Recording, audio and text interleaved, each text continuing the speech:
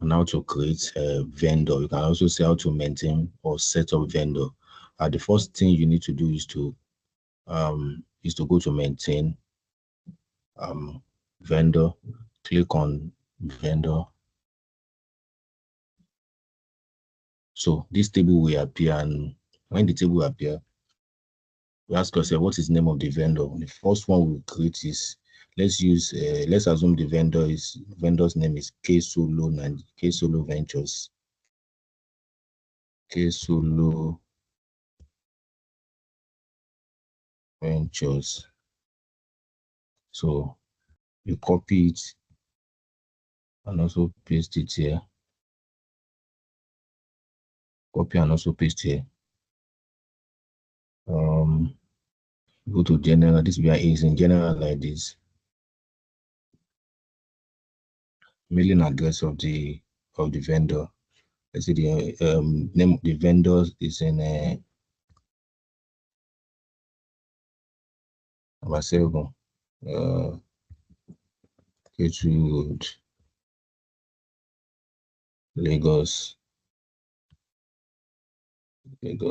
Nigeria. You may skip all this, or you populate it.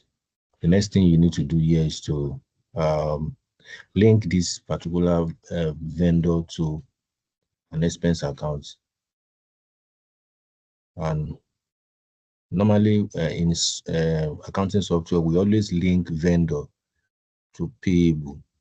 So you search for payable, search for account payable here. Account payable is always under, it's always separate. You can see it is separate here. It can also be under current liability, or you can put it separate.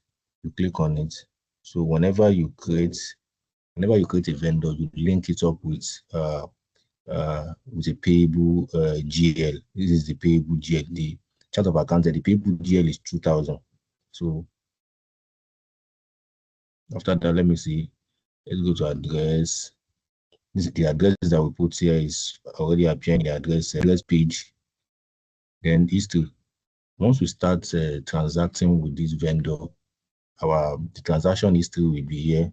The purchases and the payments we've made will be here, and also the dates.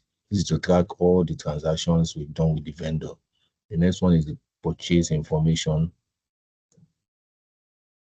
So the purchase information contains mostly our terms and agreement, and that is already contained in the purchase order. What terms and agreement did we agree with this vendor? We can customize it. Is it that for this particular vendor, is it a case of cash on delivery? That is when they deliver, we pay, or prepayment, or maybe due in number of days. So whatever we agree with the vendor, we put it there. For educational purpose, we can use cash on delivery. That is when they deliver, we pay. And also issue of credit limit here. This credit limit is this: that what are the what credit limit is allowed by this vendor? Is it 5,000 naira? Is it 5,000? Whatever amount, whatever value of credit unit that is allowed with this vendor should be put here. It can be any amount. Whatever is contained in the purchase order will be put here. Take for instance, if the credit limit is 2 million naira, we'll just put 2 million. So Sage will alert us when we actually exceed this particular 2 million. After this registration, we'll go back to general to view what we have what we have populated. If we think it has been properly done, we just save. Once we save, we go to list to check whether these things have been done. When you discover that phone number is not put, okay, let's try and add phone number. And again, I like using account number. Let's use 2001 for account number. The subsequent one will be 2002. What about the contacts? Okay, the telephone number here. the phone number will be put here.